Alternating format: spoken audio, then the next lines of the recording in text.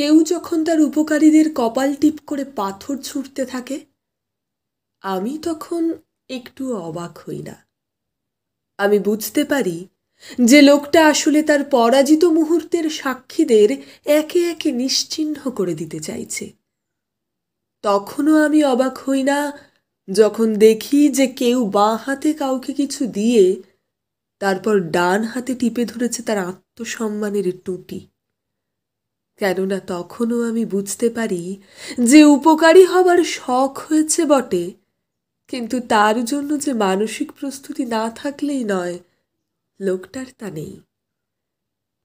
একদিকে কিছু অকৃতজ্ঞ মানুষ এবং অন্যদিকে কিছু আত্মসম্মান ক্রয়কারী উপকারী মহাজন।